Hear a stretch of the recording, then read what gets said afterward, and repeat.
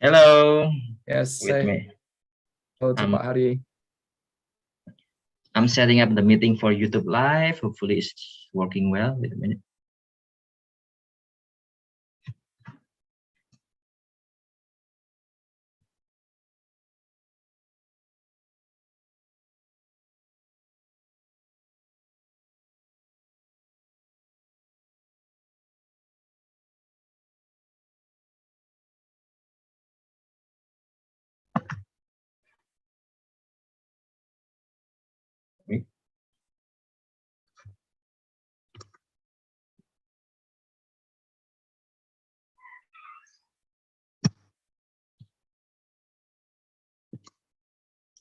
Adik-adik, did you see the live streaming instruction in your screen? It should be already. Udah ya? Oh yes, okay. Yeah, I think it's live now. Okay, Pak. It's being recorded. Yes. And it's live on YouTube as well. Okay. Okay, Pak Willy, maybe we can start. We will have about. Okay. Assalamualaikum warahmatullahi wabarakatuh, adik-adik semuanya. Good evening, everyone. Good morning, Pak Willy. Welcome to this class of visiting professor program of TEFL course in English Education Departments. Adik-adik, today we are going to have a very wonderful opportunity for having the class of the visiting lecture with Pak Willy Renandya. Have you ever heard about this name? If you haven't heard about this name, let me tell you a little bit about him. However, before we go any further, let's start our activity for today by reciting Basmalah together. 1, 2, 3, go. Bismillahirrahmanirrahim. Hopefully, it's going to be well conducted for today. Okay, today we are going to have the visiting professor program with Pak Willy Renandya. Pak Willy is one of the lecturer in English education program in Nanyang Technological University, Singapore. Well, even though Pak Willy is teaching in Singapore, however, actually Pak Willy is from Indonesia, right, Pak Willy? Yeah. Yes. And Pak Willy also one of the graduates from Sanata Dharma University. Is that right? That is correct. Sanata Dharma University, Yogyakarta. So from his background, his struggle, he can finally being a good teacher, a good lecturer in English education. And right now he's teaching in Singapore. So it means that even though we are Indonesian, there is still possibility for us for being a lecturer, not only in Indonesia, but also in the foreign country. So hopefully from Pak Willy, today we can share a lot of things, not only about TEFL, but of course, the most important thing we are going to talk about TEFL course, but there will be a lot of things that maybe you can discuss with him regarding to the way of teaching in Singapore and Indonesia. That will be a great opportunity for us. So without any further ado, let's start our visiting professor program with Pak Willy. We are going to have for about 90 minutes to go for the presentation, and then after that we are going 90 minutes in total. And maybe Pak Willy will have this. We will have discussion and also the presentation. So this is going to be the best chance for you, adik-adik semuanya, for having discussion from Pak Willy. So without any further ado, I'm going to give this time for Pak Willy for having the presentation. Pak Willy. Yes, thank you. Thank you so much, Pak Hari. Adik-adik, if we want to have a conversation, to have an interaction, I think it will be very good if I can see your faces on the screen. Can you please, if you can, please have your camera on, have your video on, and have your audio on as well, so that we can have a conversation. Otherwise, it's a bit difficult if you turn off your camera. Nggak ada yang cuman satu nih, cuman dua, Nurul ya. Ya, adik. Oh, we have 5, 6. We have 6 of you. My screen. Yes, Pak. The others, please. Hello. Please try, if you can, please turn on your camera from time to time so that I can look at you, I can see you, so that we can have a Elsa, thank you, Elsa. And the others, Adinda, Damarjati, Adinda. Okay. There you go, Mas Damar. Yes, very good. And others as well. Yeah. Today, I will be discussing with you a very, very important topic in education, in particular in English language education.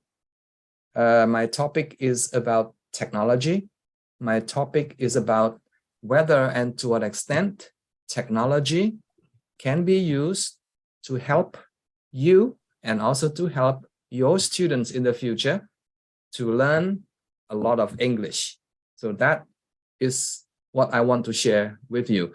And my presentation will not be 90 minutes, Pak Hari. 90 minutes is too long. I think students will fall asleep if I speak for 90 minutes.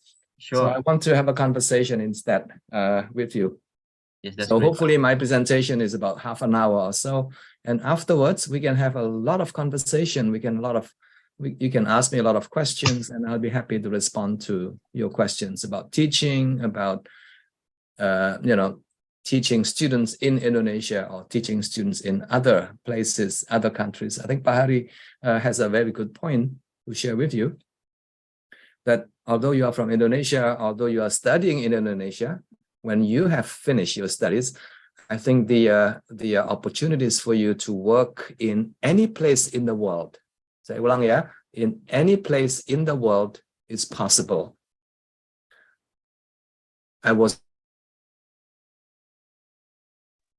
Hello, Pak Willy?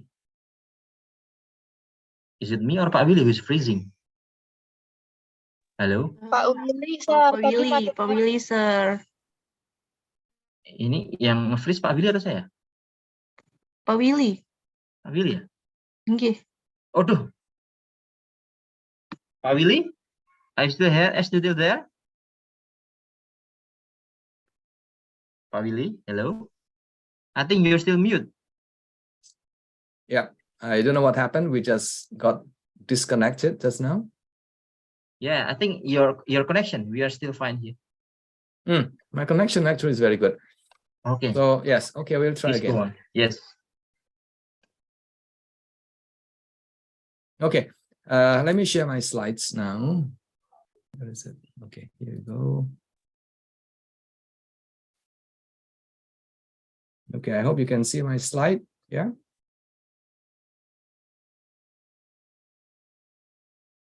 Very good. So again, the topic is about technology. And please pay attention to the topic very carefully. I am focusing in particular on the impact of technology on language proficiency development. Jadi pengaruh atau dampak teknologi terhadap pengembangan, peningkatan kemampuan berbahasa Inggris ya. Impact of technology on language proficiency development. So that will be the focus of my talk today. Okay. I think we all agree that technology today is everywhere. We cannot live without technology. Because nowadays we can do a lot of things with technology. We can, attend classes online. We can book, for example, train tickets online, and we can do many other things. We can connect with other people. We can use Facebook, Instagram, and other, social media tools for you to communicate and to interact with other people.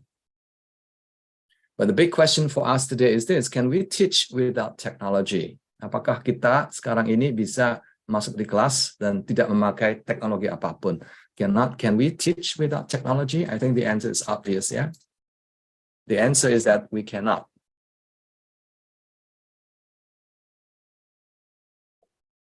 Are you still there, Pak? Hello? Are we having a problem again? Yes, I'm still here, Pak. Pak Willy? Pak Hari? Pak Willy? Yes. Pak Willy, can you hear me? Yes, I can. Are we Yeah. having... Oops. I think think some I'm- lag or something with the connection. Okay. Let You me, can go on. yeah, Yes. let me just, okay, I'm back now. Okay. Looks like there's a gangguan internet somewhere. Okay. Okay. I think today people are talking about technology, and people are talking about how important technology is in language education, in education in general. And every now and then we hear things like, well, technology can transform, bisa mentransformasi, can transform language learning. The way we do things is likely to be very different from what we did in the past. Yeah. Another important term that you may have heard is that technology can enhance the quality of language learning, or technology can support language learning as well. Yeah, these are beautiful, interesting words that people have been using to describe the potential impact of technology in education, or in particular in language education. Yeah. If I were to ask you this question, mungkin ada yang bisa menjawab, mungkin Mbak Dia, if when I use technology, or when your teacher uses technology, for example, when Pak Hari teaches you and he uses technology, do you become more motivated when you learn English with him? Yes, maybe the answer is yes. It can be more interesting that when the teachers use technology, our students become more excited. There's a lot of things happening, and the students can learn a lot more in the classroom as well. But the big question, which is my focus today, is this. If teachers use technology, will students become more fluent and more confident in using English for communication, both in the classroom and also outside the classroom? Jadi itu yang akan saya bahas hari ini ya.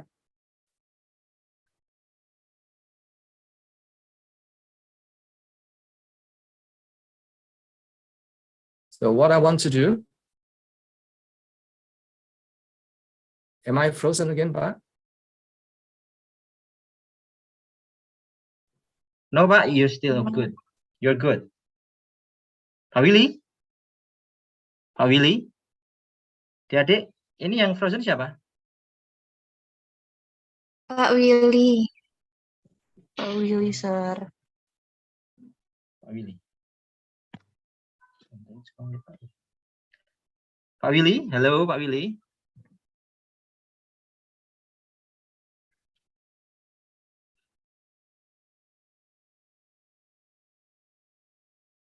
Aduh.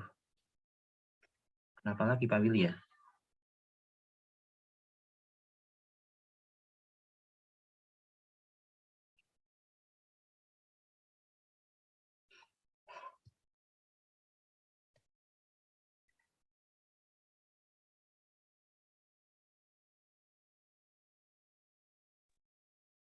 I think we're having a bad connection again.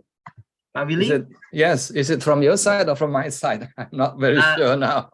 Yeah. But we are still here, Pak. You're the one who you're the one who kicked out from.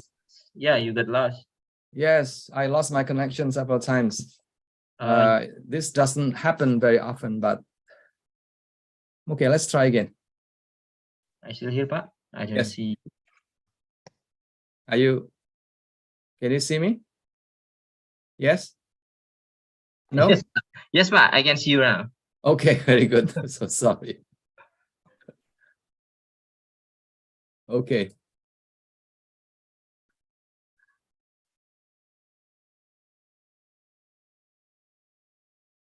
Okay, so adik-adik, I was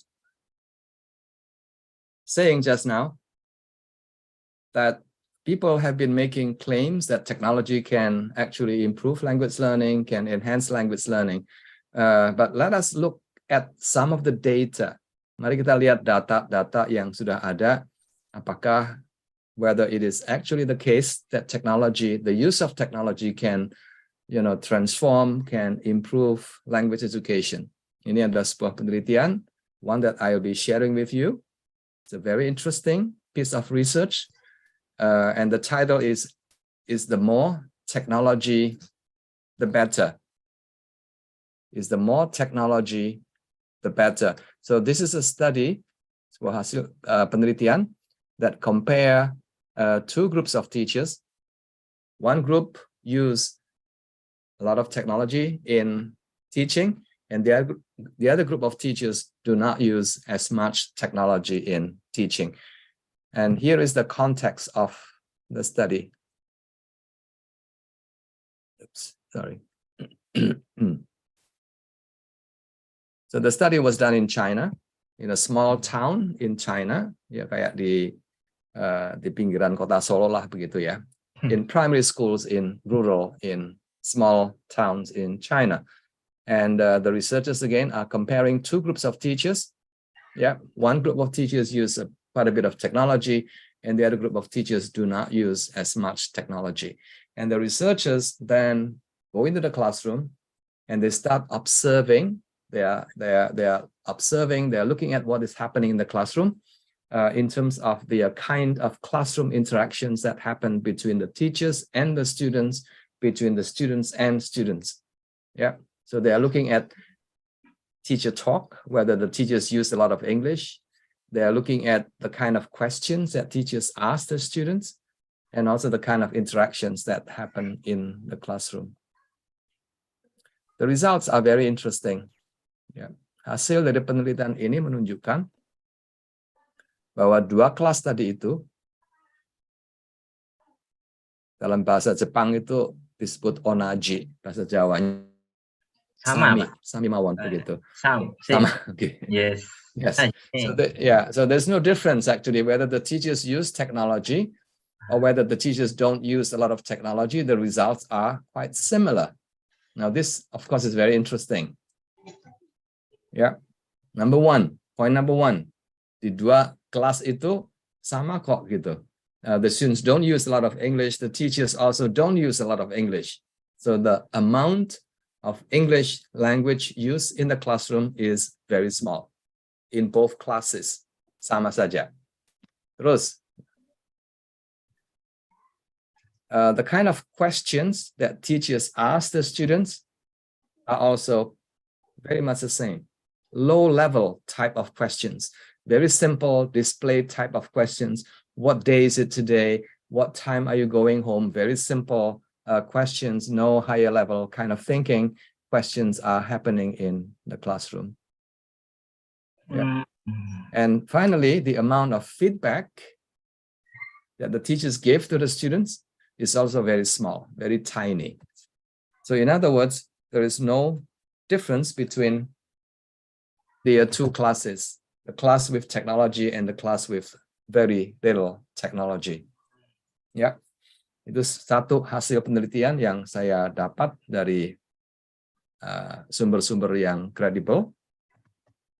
Itu yang pertama. Yang kedua, ini lebih menarik lagi, sebuah penelitian yang sangat besar sebetulnya. And the title is also very interesting. Technologies for Foreign Language Learning, a review of technology types and their effectiveness. Jadi yang di sini si peneliti itu ingin mengetahui, they want to know whether different types of technology that teachers use in the classroom have any effect, whether they are effective or not in the classroom. Now here is what the study is like. Very interesting, yeah.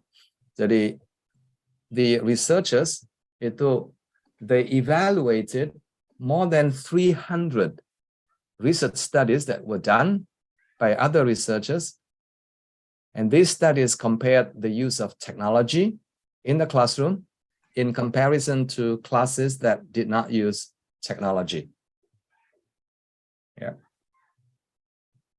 Hasilnya, the result of this research is also very interesting. Here is a summary of the result. Oh. Yeah. Overall, pemakaian teknologi, itu mobile technology atau digital technology or computer technology, the effect on English language learning in the classroom is very small, very minimal. Kecil sekali dampaknya. Yeah, maybe later you need to ask why that is the case. The most important impact of technology itu hanya terdapat di bidang pronunciation. So teachers or researchers have found that technology can help the students improve on their pronunciation. That's number one.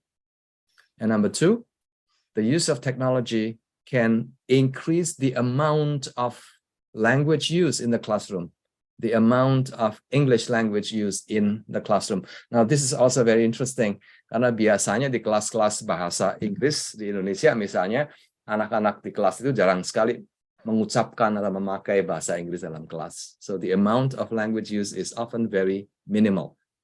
So this is good news because technology allows students to produce more language, either orally atau in writing. So that is a plus point. Okay. Dengan dua penelitian ini, I think we need to ask this question. Yeah. Can technology actually improve language proficiency? Mbak Anissa, please choose your answer. Yes, no, or maybe. Yes, sir. Yes. Yes? Yes. Yes. Okay, we'll find out together. We will find out together whether technology can actually improve language proficiency. Yeah. Okay. So hari ini, we are going to look at three things. The first one is this. Teachers who use technology, but the way they use technology, the way they teach is sama. The way they teach is not different from when they did not use technology in the past. In other words, they use technology with little change in pedagogy. Ya, ada dua hal ya, satu teknologi, satunya adalah pedagogi, cara memakainya. Two things that are very different. Technology is a tool. Pedagogy is your knowledge about how to teach, your knowledge about language learning, your knowledge about your students, and so on. Itu namanya pedagogi ya. And point number two is that what happens if technology is used with a good set of pedagogical principles? Yang ketiga adalah technology is used based on a good set of English language teaching principles. Jadi ini tiga jenis pemakaian teknologi dalam kelas yang berbeda ya. Yang pertama hanya sekedar memakai teknologi, asal pakai teknologi begitu. Yang kedua memakai teknologi tapi didasari dengan pemahaman pemakaian teaching methods atau teaching approaches that we know is good for the students.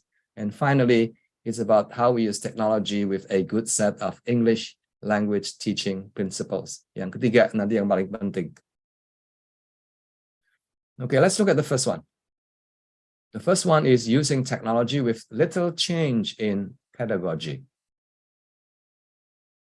Contohnya, misalnya begini. We are using technology as a simple substitute.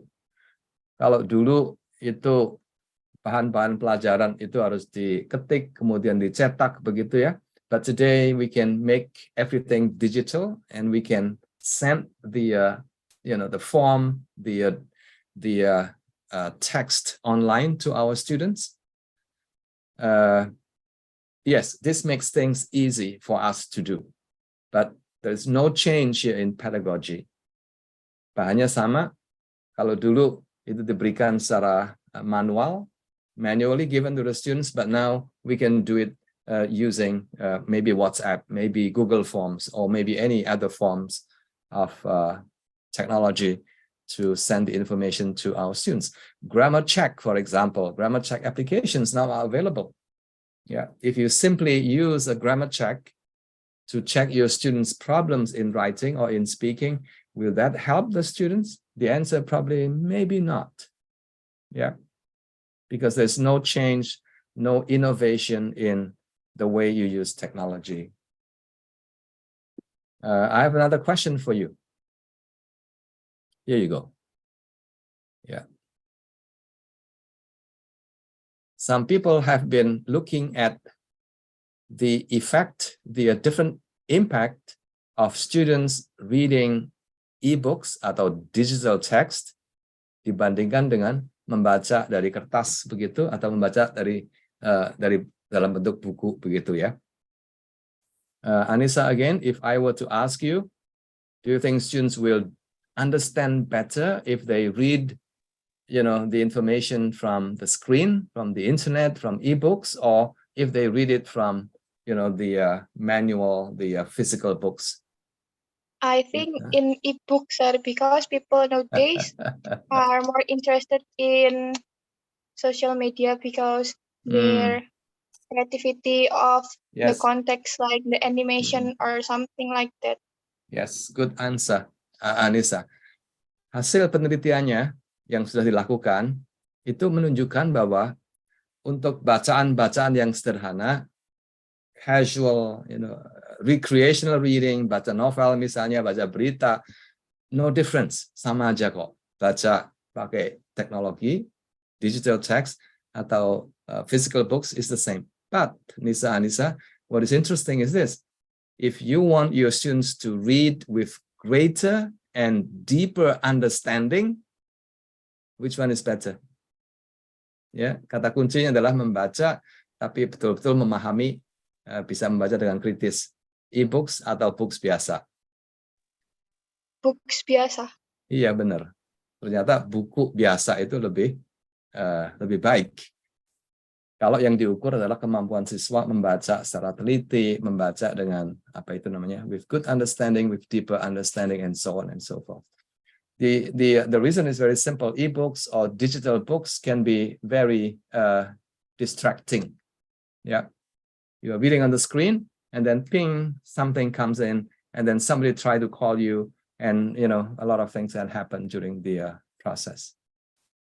Yeah, so normal books, physical books are better, compared to e-books when our concern is about students reading with deeper and greater comprehension. Yeah. Another example of simple substitution, ya, hanya sekedar memakai teknologi, tetapi cara memakainya, cara mengajarnya sama.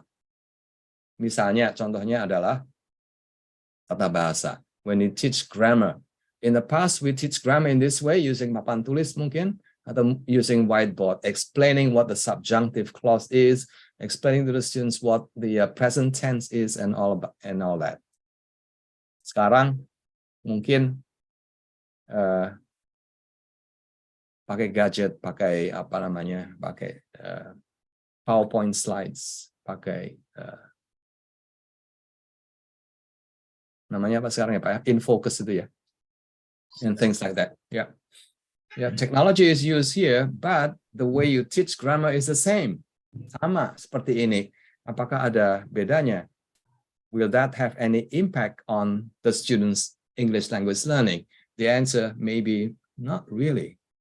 Not really. Yeah. Ini contoh praktis ini. This is something that is still happening in many places in the world.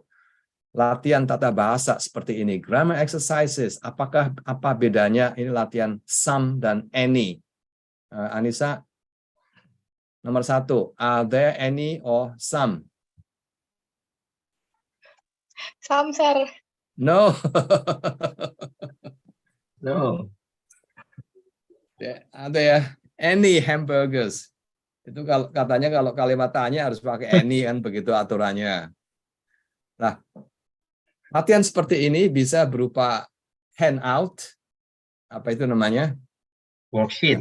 Worksheet seperti ini, or this kind of exercises are available online as well. Kalau online kan lebih wah gitu ya. You're using technology for teaching. But if the latihan, if the grammar exercises is like this, itu gak ada bedanya. Sama equally bad sebetulnya. Because we now know that this kind of exercises is not very useful. Not very useful. The students will not remember, the students will not learn anything. Anissa, barusan dia tanya, salah tuh jawabannya. And that means this kind of exercise is not very useful for you. Yeah. Anissa, don't feel bad, because that's exactly the point that I'm making. If you're teaching any and some like this to your students, Will they remember? Will they be able to use some and any when they speak to other people? The answer is probably not. Yeah. Okay. So point nomor 1 tadi mudah sekali sebetulnya ya. Point nomor 1 tadi adalah if you use technology, but the way you teach, the way you use technology is the same, sama seperti waktu dulu mengajar tidak memakai teknologi.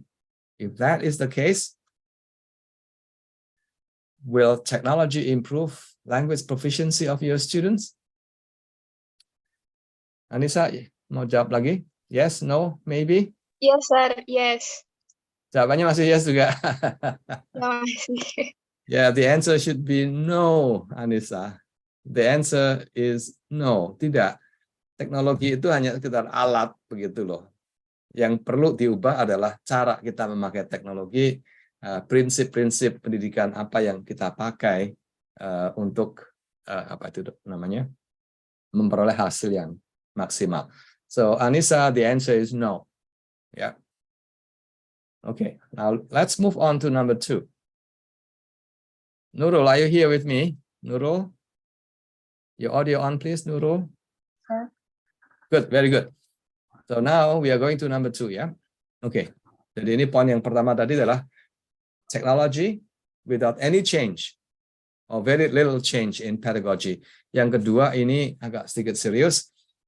What happens if we use technology in the classroom and the use of technology is informed, dilandasi oleh prinsip-prinsip pengajaran yang baik, good pedagogical principles. Ya, nanti saya akan tanya lagi. If this is what you do, will technology make a difference? Will technology help our students learn more in the classroom? Ini, I'm going to share with you now how people have used technology and their use is informed by general educational principles. Ini adalah prinsip-prinsip belajar umum ya. Umum dalam arti this principle is applicable, bisa dipakai untuk mengajar bahasa Inggris, bisa dipakai untuk mengajar geografi misalnya, atau ilmu matematika dan sebagainya. General educational principles. And what are these principles? Ini. Nah, adik-adik bisa melihat ya. There are many educational principles out there. Hari ini, today, I will be sharing with you only 5 saja. There are many other good educational principles that you may have heard from or from the other docent at OMS. Prinsip yang pertama adalah DI, differentiated instruction. Nurul pernah dengar ya DI? Nurul, have you heard about DI, differentiated instruction? Sir. Yes. Can you tell me what it is? I don't know, sir. Mas Ali, have you heard about DI, differentiated instruction? Belum juga. I have never known it. Okay, you never heard of this? Okay. Ya, differentiated instruction itu artinya adalah seperti ini. Pada waktu kita mengajar di kelas, satu kelas ada 20 siswa misalnya, atau 30 siswa, atau 50 siswa begitu. Masing-masing siswa itu pasti beda ya, nggak sama ya. Betul ya Mas Ali? Your students, the 50 students are all different. Ada yang tinggi, ada yang pendek, ada yang lebih cepat nangkep, ada yang agak lambat begitu ya. Kemampuannya mungkin agak berbeda-beda begitu. Ya. Biasanya seorang guru itu memakai satu bahan yang sama, betul ya? Bahan pengajarannya sama, aktivitasnya sama, itu namanya adalah mengajar dengan tidak memperhatikan kebutuhan dari siswa yang berbeda tadi itu. Nah, sekarang yang lagi ngetren adalah can we teach in a way so that every single student in the classroom can participate, can learn as much as they can in the same classroom. Nah, disinilah muncul ide yang namanya differentiated instruction. Dalam bahasa yang sederhana, itu seperti ini. Karena di kelas siswanya beda-beda, yang cowok mungkin seneng apa itu namanya mobil balap atau sports begitu, tapi yang perempuan mungkin seneng apa itu kalau perempuan seneng apa ya? BTS, Pak. Ya, BTS and so on and so forth gitu ya. Nah, seorang guru yang mengadopsi model belajar seperti ini, differentiated instruction, itu bisa mempersiapkan bahan yang berbeda-beda begitu. So the teaching text, the text can be different, and the tasks, the activities can also be different. And later the assessment, cara mengevaluasi siswanya juga berbeda. Complex. This one is very complex. This is not easy to do, but in the future, kedepannya nanti hal seperti ini dimungkinkan dengan pemakaian teknologi. Teknologi memberikan kemudahan-kemudahan. Ya, misalnya, contohnya, sekarang ini kalau kita, if we try the internet, if we try artificial intelligence, apa itu tools misalnya, you can ask AI tools to give you 3 different sets of materials for the same group of students that you are teaching. Number one, mungkin one is about BTS, the other one is about Beatles, the other one is about penyanyi di Indonesia, misalnya begitu. And students get to choose. Siswanya boleh milih yang mana yang mau dibaca, yang mau dipelajari. And the activities can also be different as well. So right now, I'll just say this very briefly to you that different instruction is the future of teaching. Whether you teach mathematics, whether you teach bahasa Inggris, whether you teach social studies, differential instruction is something that you have to learn how to do in the future. The idea is that setiap siswa itu harus mendapat kesempatan yang sama untuk belajar semaksimal mungkin sesuai dengan keterampilan potensi yang dimiliki oleh siswa. Itu differentiated instruction. Kalau di bahan-bahannya dipersiapkan sendiri, if you prepare your own materials without technology, that will be very, very, very difficult. Dengan teknologi, itu akan lebih mudah. Itu prinsip yang pertama. So if you can make use of this principle when you use technology, I think you are on the right track. Number 2 adalah engaged learning. What often happens in the classroom, gurunya sibuk mengajar, siswanya nggak ada yang dengerin begitu. Siswanya mungkin pura-pura mendengarkan, tapi sebetulnya tidak mendengarkan. In other words, they are not engaged. And we know that engagement is important. When the students are not engaged, they are not learning anything from you. Meskipun lesson plan-nya itu udah luar biasa bagusnya, but if your students are not excited, if your students are not interested, if they are not engaged, they won't be able to learn anything much from you. Maka ada istilah yang namanya 90-90, 90-90 rule. Maksudnya adalah seorang guru yang efektif, yang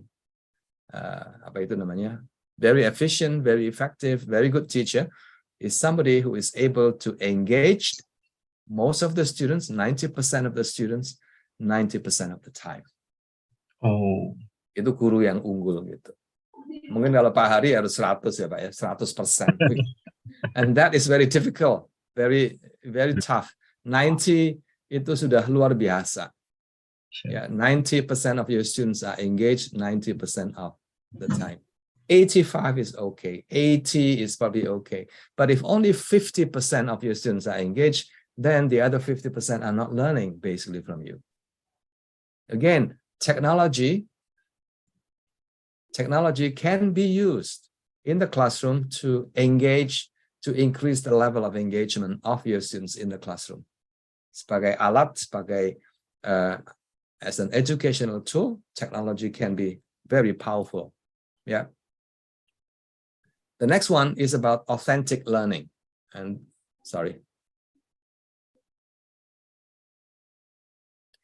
Yeah, authentic learning is a very simple idea.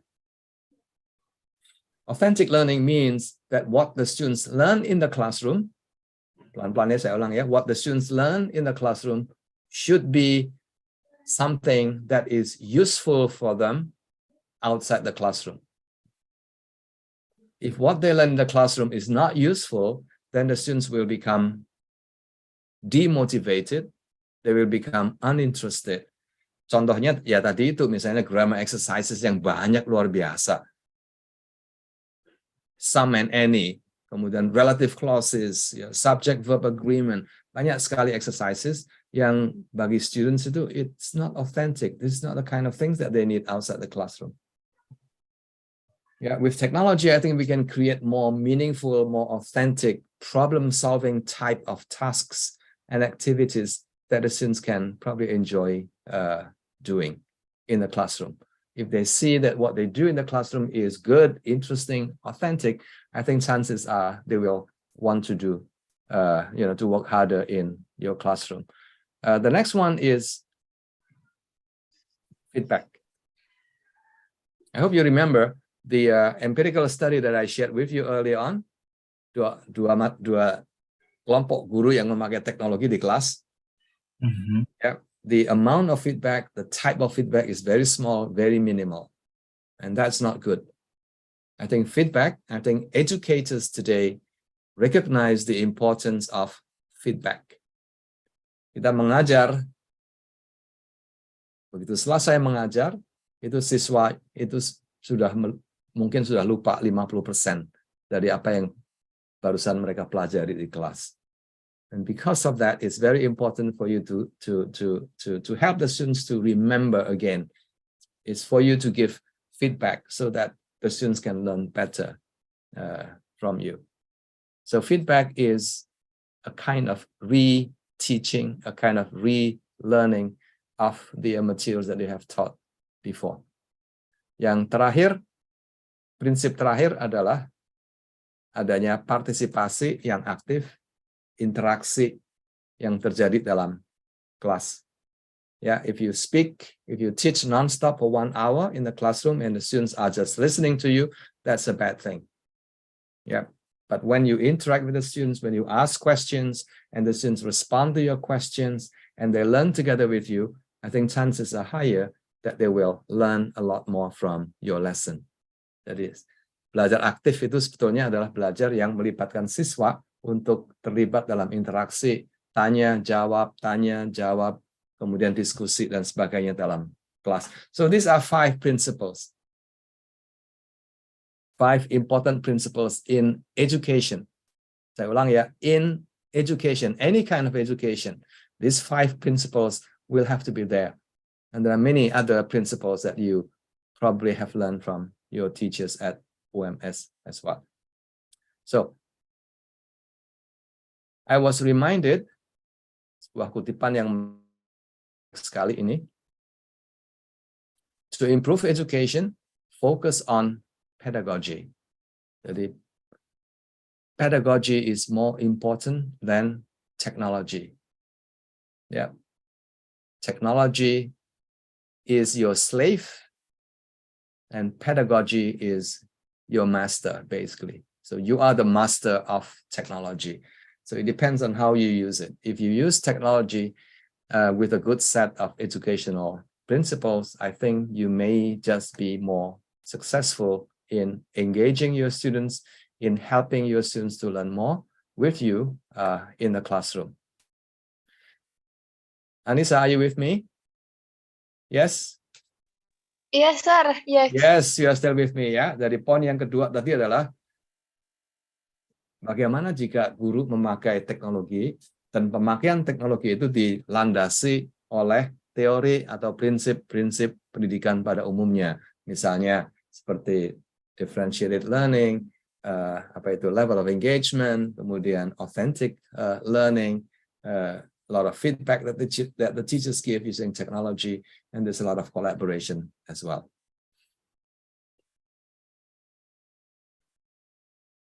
Anissa dan Nurul, the same question that I will be asking you. Anissa is giving a very nice answer there. No, sir. Mbak Nurul, what do you think? Kalau Maybe. teknologi dipakai seperti ini, apakah akan membawa dampak yang positif terhadap peningkatan kemampuan berbahasa Inggris? Maybe. Ya, mungkin bisa. Yes, I will, Anissa, I will choose maybe. Jadi di tengah-tengah begitu ya. Because you're using technology and you're using a good set of principles. So the answer is maybe. Maybe if you're lucky, the students will learn a lot. Gitu. Oke. Jadi saya ulang ya, yang pertama tadi adalah when you use technology with no change in pedagogy, itu dampaknya akan sangat kecil, sangat minimal sekali, atau mungkin tidak ada, nggak ada bedanya begitu. Poin yang kedua adalah what if you use technology and at the same time you are thinking about a good set of educational principles, general educational principles, yeah, how to increase the students' level of engagement, how to get the students to interact more in the classroom, yeah, how to make the lessons more authentic as well. Yang kedua, yang ketiga ini yang terakhir nih. Yang terakhir ini yang paling penting. What is the impact of technology if you use it in a way that is consistent with, sesuai dengan prinsip-prinsip proses belajar mengajar bahasa Inggris. ELT stands for English Language Teaching. Jadi ini lebih khusus ya. Jadi bukan hanya prinsip umum mengajar, tapi prinsip yang lebih terfokus, yang lebih khusus untuk pengajaran bahasa, terutama bahasa asing, English Language Teaching. So we are going to look at this together. Nah, prinsipnya banyak sekali. Many principles out there. In your TEFL class, I'm sure your teacher, siapa yang mengajar ya Pak? Yang mengajar TEFL, Ibu Endang ya? Profesor Endang, Mam Endang. Ya, saya yakin Bu Endang sudah mengajar banyak sekali prinsip-prinsip, teori-teori proses belajar mengajar bahasa Inggris. Hari ini, today, I'm going to share with you to summarize some of the most important principles in teaching, in learning language, terutama learning language with technology. Ada tiga L. Ya, Mbak Anissa, L yang pertama, dibaca Mbak Anissa, L yang pertama namanya apa? Language input. Very good. Yang pertama namanya language input. Mas Elsa, L yang kedua namanya apa? Language processing. Language processing. Yang ketiga, Mas Ali. Kalau dipanggil begini kan biar nggak ngantuk gitu. Yang ketiga apa Mas Ali? Language use. Language use ya. Ingat ya, ada tiga nih, cuma tiga. Kalau nggak ingat kebangetan deh pokoknya. Tiga. The first one is language input. Yang kedua adalah language processing. Yang ketiga language use. Ini prinsip-prinsip dasar belajar bahasa asing. Bahasa apapun itu, bahasa Inggris, bahasa Jepang. But today it's for bahasa Inggris ya. First one is language input. Mbak Anissa, language input itu kalau dibahasakan dalam bahasa Indonesia kira-kira apa artinya nih? What is language input? Bahasa yang dimasukkan ke dalam teknologinya. Bahasa yang dimasukkan, bukan Anissa. Can somebody else try? Bukan bahasa yang dimasukkan. Language input. Materi, sir. Ya betul, Maybe materi. Ya, materi lebih bagus terjemahannya. Atau bahasa yang lebih mudah dipahami. Language input tuh nutrisi bahasa. Nutrisi. Seperti anak yang butuh makanan setiap hari yang bergizi, yang bernutrisi. Sama juga siswa yang belajar bahasa Inggris perlu nutrisi, tapi bukan berupa makanan, tapi berupa bahasa. Namanya nutrisi bahasa. Itu namanya language input ya. Nah, dalam belajar bahasa, nutrisi bahasa itu sumbernya dua macam. Satu, dengan mata membaca. Yang kedua, mendengarkan. Listening. Ya, so from reading and from listening.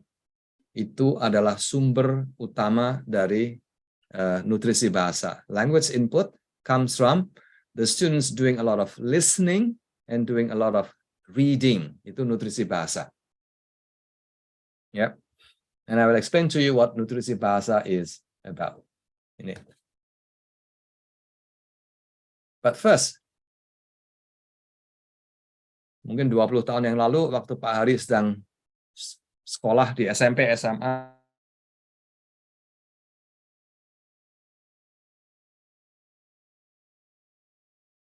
bahasa Indonesia banyak sekali, tapi input bahasa Inggris itu sangat-sangat sedikit. Yes. Yeah, very small. But technology is amazing. Technology makes it possible for you, for me, for your students to receive of language input. You just click, you just need access to the internet, you just need a gadget, and the input is there for you. Problemnya adalah apakah kita sudah memanfaatkan nutrisi bahasa yang begitu banyak itu. Itu tantangan bagi kita. So technology is something that can help you provide your students with a lot of language input. Prinsip atau teori bahasa mengatakan bahwa input merupakan prasyarat. Sine qua non itu bahasa Latin. It's a prasyarat. Tanpa input, not much learning can happen. No input, no learning. If the input is very little, sedikit, the learning that happens is also very sedikit. Yeah. In the classroom, Anissa, Nurul, in the classroom, di kelas bahasa Inggris, di SMP maupun di SMA, apakah input yang diterima siswa banyak atau sedikit? Please say sedikit. Sedikit, Sir. Ya, super sedikit. Maka tidak heran sebetulnya, tidak perlu kita merasa heran, anak-anak kita itu nggak mungkin bisa bahasa Inggris. Nggak mungkin bisa berbicara dalam bahasa Inggris, nggak mungkin bisa membaca dalam bahasa Inggris, nggak mungkin bisa berkomunikasi dalam bahasa Inggris. Mbak Nurul tahu nggak yang namanya Putri Iriana? Yang lagi heboh ini. Tahu ya Mbak Putri yang nggak tahu ya? Ini seorang remaja dari Indonesia yang mendapat Golden Buzzer waktu mengikuti lomba di Amerika. Mbak Rahma Ditya ngerti nih, mengangguk ya Mbak Rahma? Iya. Itu Mbak Putri itu usianya berapa ya? Kira-kira 17 tahun, baru masih SMA. Tapi dia tampil dengan berani dan bisa berkomunikasi dalam bahasa Inggris, bisa menyanyi dalam bahasa Inggris dengan suara yang bagus dan ucapan yang bagus sekali. If you ask me, pasti sumbernya adalah bukan dari pelajaran tata bahasa di kelas, pasti bukan. Pasti bukan. Ya, sumbernya adalah ini. That Mbak Putri pasti she must have listened to a lot of maybe songs, a lot of stories, kan nggak bisa melihat ya, jadi hanya mendengarkan begitu. So the input comes from the ears for her. And she must have received a lot of language input. Bahasanya lancar sekali kok, bagus sekali. Mungkin lebih bagus dari orang tuanya, mungkin. Ya, so input is just click away. In other words, it's very easy today for students, for you to be surrounded every day, every minute, every hour with language input. Misalnya dari e-books, dari graded readers, bacaan-bacaan yang ada di kampus, TED talks, Netflix talk shows, and so on and so forth. Ya, ini contoh beberapa video dari Netflix atau mungkin dari YouTube juga ada, banyak sekali. And the topic is very, very interesting. You can find almost anything that you will find really interesting. Pasti lebih menarik dari bahan-bahan bacaan yang dipakai di kelas, misalnya di kelas SD, SMP itu not very interesting. Ya, ini lihat nih. It's about doing business in Africa. It's about motivation, about success. Here is another one. Yeah, there's a lot of this language input, materi-materi yang tersedia. Bukan materi pelajaran ini, tapi materi yang memungkinkan siswa untuk memperoleh atau belajar bahasa dengan lebih efektif dan lebih cepat. Ya. Ada seorang ahli bahasa, namanya ini, Profesor Richard Day, dan dia menulis sebuah buku yang namanya Extensive Reading. I hope you remember when I said about input. Language input itu sumbernya dari membaca. Kalau membaca hanya 1 halaman, no effect. Membaca hanya 2 halaman, 1 buku, itu dampaknya ada tapi sedikit sekali. So this professor is saying that if you want your students to learn a lot more English, then they have to do a lot of extensive reading. Saya ulang ya, kata kuncinya adalah extensive reading. Itu membaca dalam jumlah yang banyak sekali. Banyak seberapa banyak? Setiap hari. Berapa lama? Minimal 4 jam, 15 minutes. Kalau bisa setengah jam, setiap hari. If you do that, if you do it regularly, something magical will happen to you. If you don't like reading, you can watch movies, you can listen to the radio, you can listen to podcasts and all that. But you have to do it every single day. Ini kata beliau. Dampak dari input. Saya baca pelan-pelan ya. Good things happen to students who read a great deal in the foreign language. If you read every day, something good will happen to you. Research shows they become better, they become more confident readers, they write better, their listening and speaking abilities improve, and their vocabularies become richer as well. Ya, jadi rahasia belajar bahasa Inggris sudah diungkapkan sebetulnya oleh para ahli. If you do a lot of reading, if you do a lot of listening every day, every single day, 15 minutes a day, I think you will be able to develop your overall English language proficiency in a shorter period of time. Itu ya. Terus sumber-sumber bacaan atau sumber-sumber video atau audionya dari mana? Again, technology makes it very easy for you to listen to or to read a lot of stories today. Here is one, Storyline Online. It's available 24 hours a day. You just need to set aside like 15 minutes listening to a story read aloud by, movie stars, by, important celebrities in the world. Ya, ini untuk anak-anak sebetulnya. Here's another example, Books for Asia, donated by Asia Foundation, Yayasan Asia. There's a lot of books there. Nah, contohnya ini. All these books are available for free. Jadi, there's no reason for you, Sir, bahannya susah, Sir. Dari mana nih? Nggak ada nih. That's not true. Yeah, the internet technology is there, and technology makes it easy for you to find materials. If you enjoy listening, this is a website yang isinya ratusan bahkan ribuan short listening materials, short video materials, very easy for you to access, and you can choose. Ya, saya ulang ya, you can choose easy materials or more difficult, more challenging materials, all free for you to use. Ada ribuan, dan setiap hari ditambah itu bacaannya. Yeah, all very short, 1 minute, 2 minute long. Or, kalau Pak Hari punya budget yang nggak kepakai, yang belum dipakai, now this is one example of reading materials. This is a digital library, and the library is on the internet, and there are hundreds, if not thousands, of interesting, easy reading material that the students can use. Pak Hari, I hope you are interested. If you are interested, I will to this person. Yes, we got it from Prof. Waring last year, Pak Willy. That's right. Yes. Yeah. Prof. Waring from yes. Prof. Waring. Yeah. The owner is this guy, Paul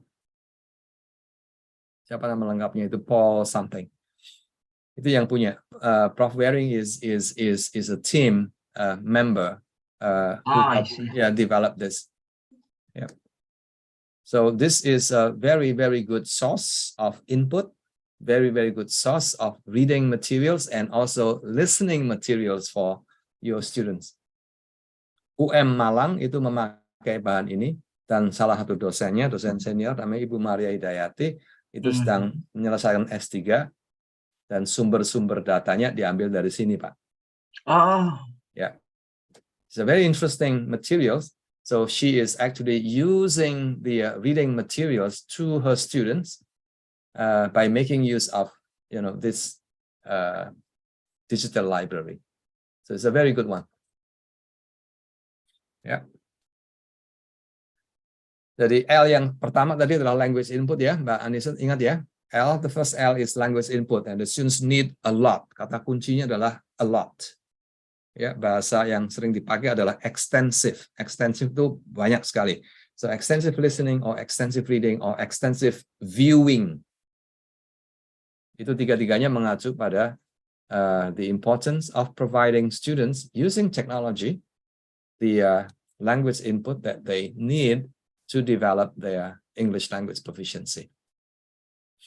Yang kedua, L yang kedua namanya language processing.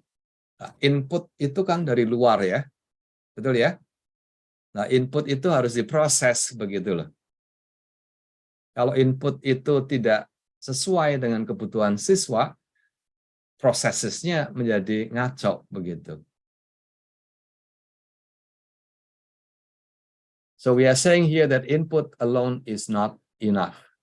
The input will have to be processed by the students in the most effective manner. And for processing to be happening optimally, bahasa yang ada dalam input itu harus accessible. Bahasanya harus pas. Kalau bahasa yang terlalu sulit, itu nggak ada yang masuk, nggak ngefek begitu loh. So if you read a story and you don't understand the story, it has no impact on you. If you read a story and there are 10 words that you don't understand, you won't learn very much. So the processing that you do is not efficient. Jadi bahasanya harus mudah dipahami oleh siswa. The language will have to be accessible. Bahan bacaan atau bahan YouTube misalnya, itu harus 95% itu easy to understand. Yang lebih penting lagi adalah ini. Isinya, bahan bacaan itu harus super interesting. Magical itu you read and you like it so much and then you continue reading until you get to the end of the story. Itu namanya the content is magical. Anissa pernah mengalami baca sebuah novel begitu, membaca itu kalau belum selesai itu nggak enak begitu. Pernah ya? Nah, itu namanya the content is very good, very relevant. And when that happens, your brain will process the language, will process the content in a very effective manner. So two things, that is to say processing, the language will have to be easy, and the content will have to be interesting. Kalau nggak interesting, you read for 5 minutes and then you finish reading. You don't want to continue reading.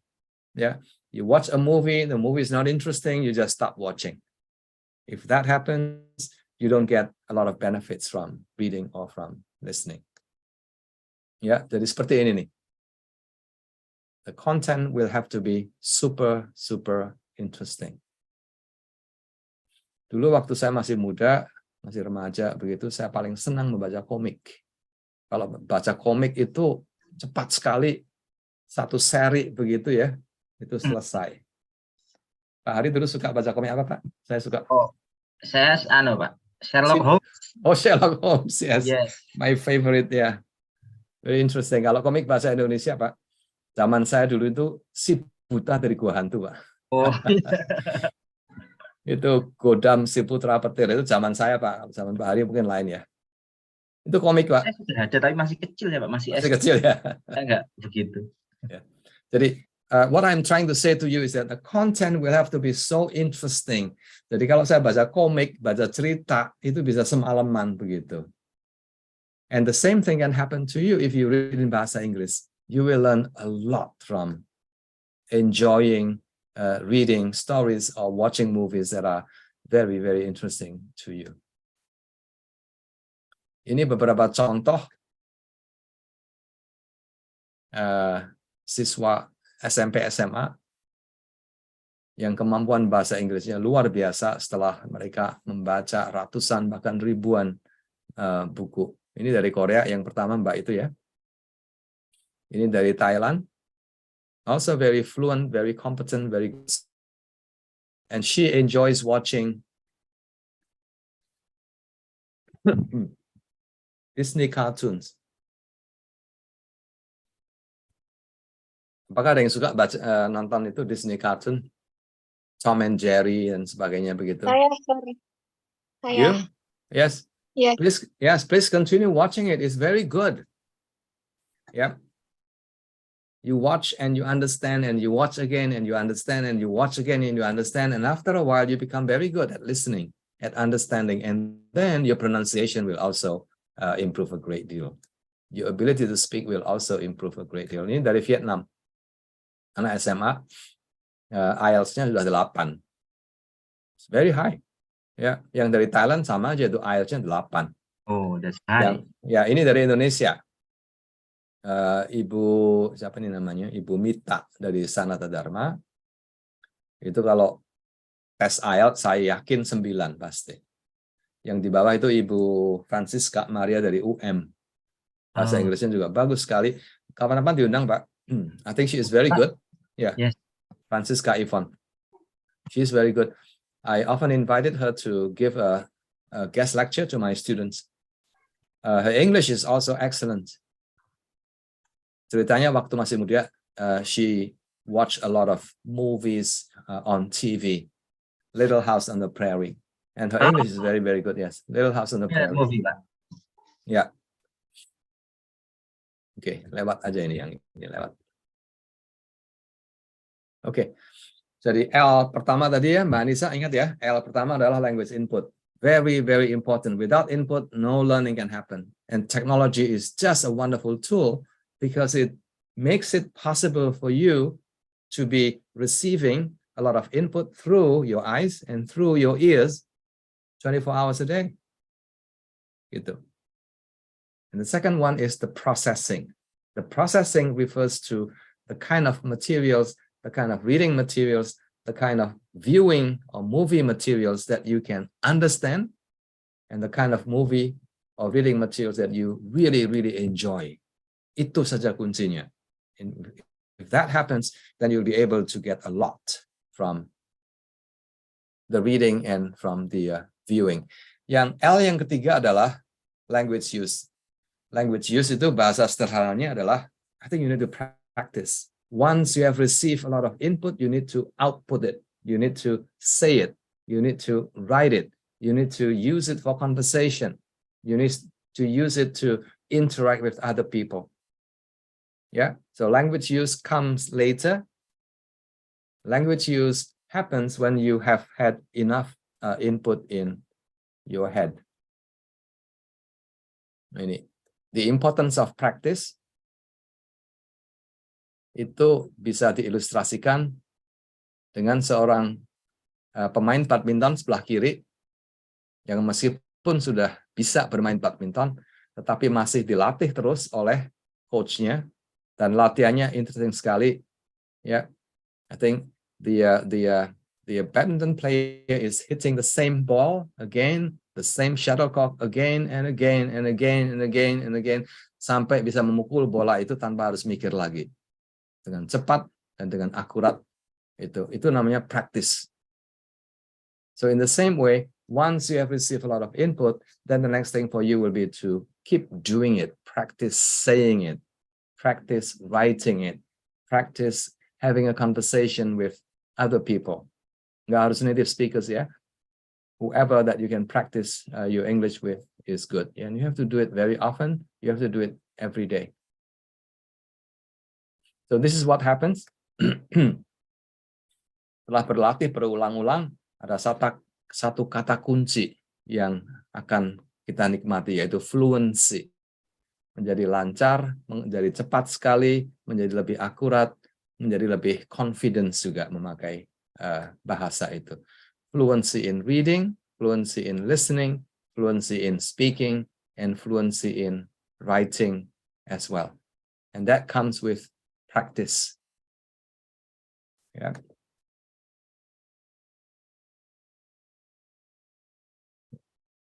Ini slide yang terakhir.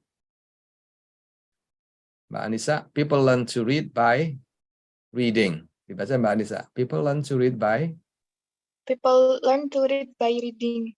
Good. Terus yang kedua, people learn to People speak. learn to speak by speaking. Ya, itu namanya practice ya. You learn to speak by speaking. You learn to read by reading. Terus Mbak Anissa. People learn to listen by listening. Yeah, she's very good. And the last one, people learn to write. By writing, sir. By writing, very good. Yaitu prinsip praktis itu seperti itu. You have to do it every day. Sehingga your speaking improves, your reading improves, your writing ability also improves. Ya. Jadi prinsip 3L adalah prinsip yang khusus untuk belajar bahasa Inggris atau bahasa asing apapun begitu. And again, technology, if you are really interested in helping yourself and helping your students to improve on their English language proficiency, then the 3L will have to be there. Use technology that can help your students to increase the amount of language input. Yeah.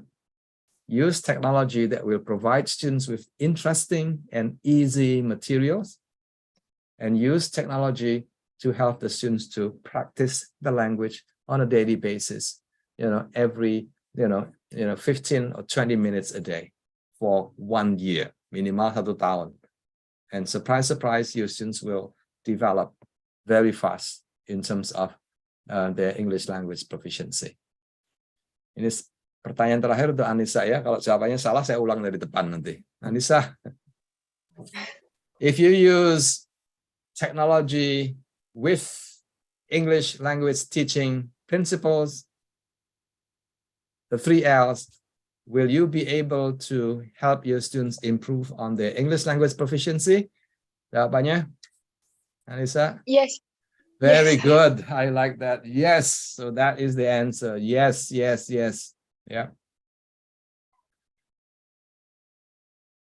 Yeah. Okay. Jadi kesimpulan terakhir ini, technology is here to stay. Whether you like it or not, whether we like it or not, we will need technology in our teaching. If you don't use technology, I think your students will not be very happy with you, and you will not be a very good or effective teacher. But something to keep in mind, when you use technology, harus ditemani dengan good pedagogy, good general pedagogy, tapi yang terutama adalah good English language teaching pedagogical principles. Yeah. If that happens, I think we may just be able to help our students become better speakers, better listeners, better readers, and also better writers. Ini slide terakhir. Silahkan, if you are interested in downloading all these free materials, please go ahead. They are free for you to download.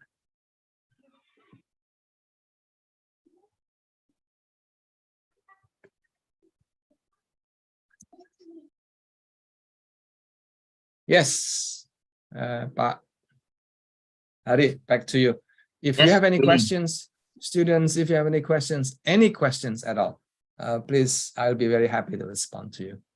Okay, Adik, if you have any question, this is a great opportunity for you for having the discussion with Pak Willy. Any kind of question that would be great, right, Pak Willy? Yes, any kind of questions. Ada yang mau tanya nggak? Ya, kalau mau tanya kapan Pak Willy ke Solo juga boleh. Oh, ini saya itu Pak, pertanyaan dari saya itu Pak Willy.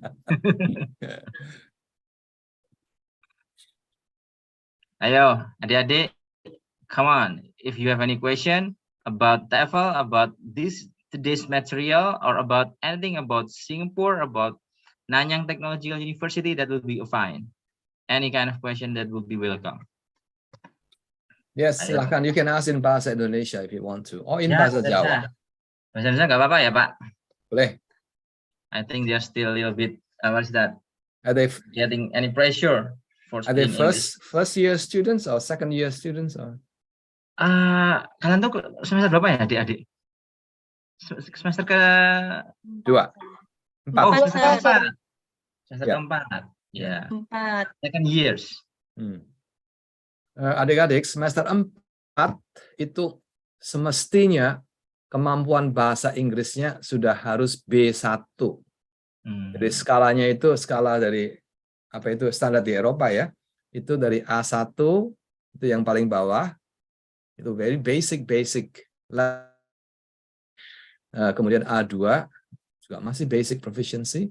Yang B1 itu harusnya sudah dicapai. B1 itu sudah seperti Mbak Putri tadi itu loh. Mbak Putri itu minimal B1. Bisa berkomunikasi dengan lancar. Not perfect, but I think she's good. Mungkin sudah B1 atau mendekati B2. Jadi mahasiswa semester 4 mestinya sudah mencapai B1. Kalau belum, minta SPP-nya dikembalikan.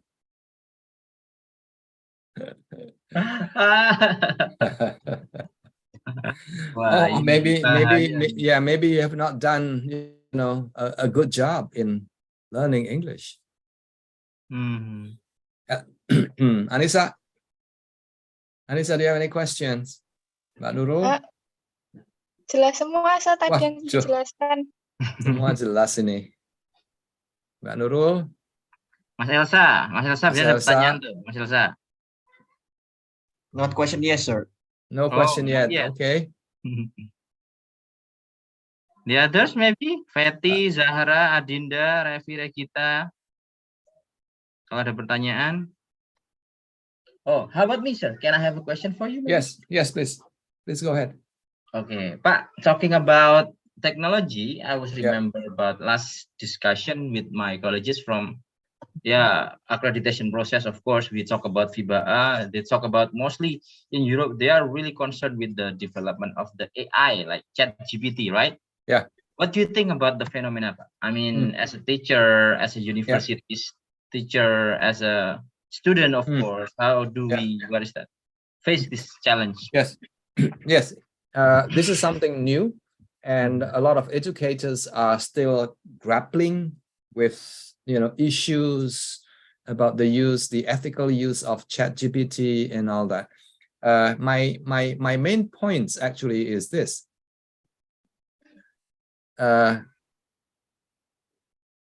Dosen, guru harus memakai ChatGPT. Dosen, guru harus you have to teach your students how to use ChatGPT. Sure. Yeah, because going forward, ChatGPT is going to become even more intelligent, even more powerful. Yeah. So I think we have to use it in the classroom. The reason is very simple. Outside the classroom, di luar kelas, di luar sekolah, di dunia pekerjaan itu sudah dipakai. I think people are using ChatGPT already in their job. Misalnya seorang desainer mereka sudah pakai ChatGPT. Seorang business manager, mereka sudah pakai ChatGPT kok untuk macam-macam keperluan. The advertising companies, perusahaan-perusahaan advertensi iklan itu juga memakai ChatGPT. So point number 1 is we have to use ChatGPT. I think for learning English now that is a bit tricky. Apakah untuk belajar bahasa Inggris siswa diajarin untuk memakai ChatGPT? That is something that we need to explore further. Siswa yang kemampuan bahasa Inggrisnya itu masih di bawah, itu tidak akan mendapat manfaat yang banyak untuk memakai ChatGPT. Tidak terlalu banyak. Tapi untuk mahasiswa semester 8 misalnya, yang kemampuan bahasa Inggrisnya sudah bagus, itu bisa memanfaatkan ChatGPT to generate the first draft misalnya. Sure. And then what they need to learn is how to make the first draft better. by doing the revision, by adding things to make the writing more interesting, misalnya begitu. So our job is not just to encourage students to use ChatGPT, but also to learn how to use ChatGPT in the most, profitable, in the most useful manner. Useful manner. That's right. I couldn't agree more, Pak. Yeah. Because ChatGPT is one of the For things me, in our life. Yes. For me, it's very useful because I already know a lot. So ChatGPT can make my job easier. Sure. If I need to, teach a new topic, for example, next week, it will take me a long time to come up with ideas. I can go to ChatGPT and there you go. All the ideas are there. I just need to add. I just need to edit. I just need to delete. And, but the first draft, the first rough ideas have already been generated by ChatGPT. Yeah. You're right, Michelle. You're right, Pak. Yeah. PowerPoint slides, misalnya.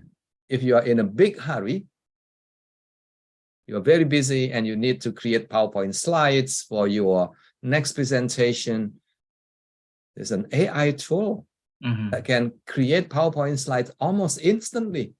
Isinya nggak sempurna, but it's there. All the main points are already there. You can just add a few things here, maybe move things around a little bit, but it makes, things a bit faster, if you like. For sure. Yes, but I want to, I agree with you, especially from the statement that you say about it's really useful, especially for the students with a good ability of English. I mean, the higher fluency of English, but for the low level of English, that should be that we have to be concerned. We have to be careful with the use of ChatGPT. Yeah. So you need to have basic fundamental language skills dalam hal ini bahasa Inggris, so that you can benefit from using ChatGPT. Kalau tidak, ChatGPT will do things for you. Yes. And that is not good because that's not your, that's not your product. That's not your own personal, product. Okay. Jadi mungkin begitu. Kalau mahasiswa yang sudah kemampuan bahasa Inggrisnya bagus, itu ChatGPT bisa sangat bermanfaat untuk memoles hasil tulisannya. Kalau siswa yang kemampuan bahasa Inggrisnya belum sampai di sana, itu hanya pinjam sebetulnya. You are just using, ChatGPT, no benefit to you. Sure. Gitu. Bahaya jadinya malah bahaya, ya.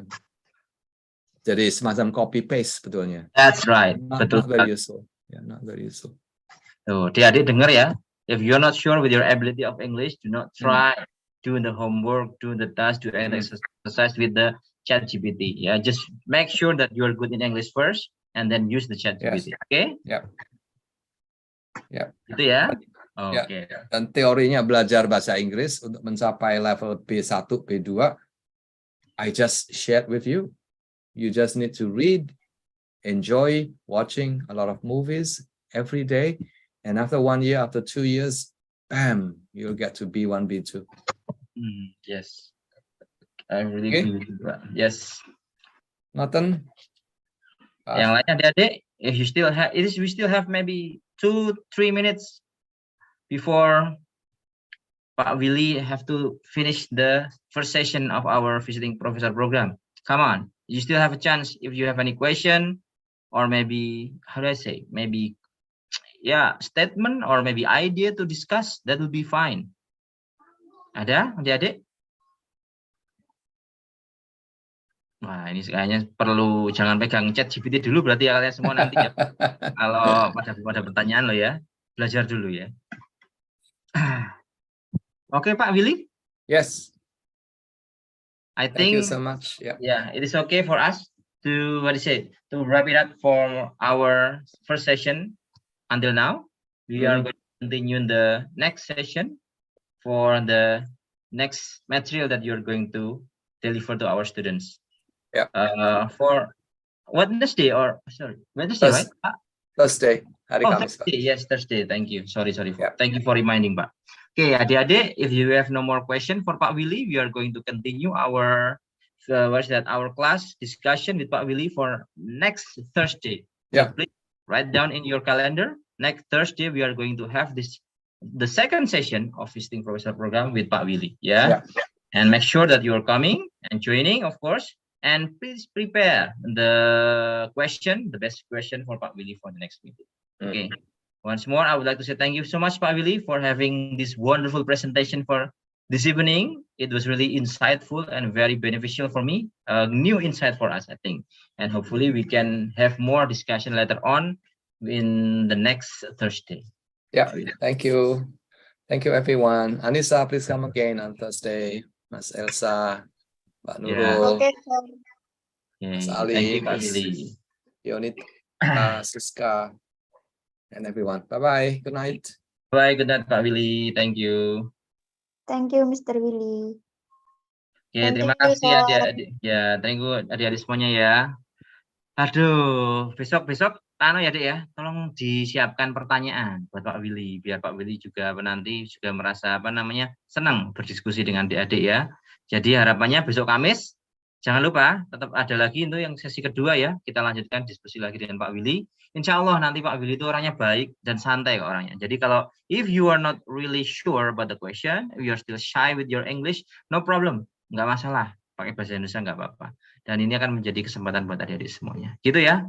Saya kira itu dulu untuk malam ini. Kita cukupkan dulu dengan membaca hamdalah bersama-sama ya. Alhamdulillah. Oke, terima kasih semuanya. Thank you, sir. Saya kira sekian dari Mr. Hari. Wassalamualaikum. Assalamualaikum warahmatullahi wabarakatuh. Waalaikumsalam warahmatullahi wabarakatuh. Thank you, Thank you, sir. sir. Thank you, sir. Thank you, sir.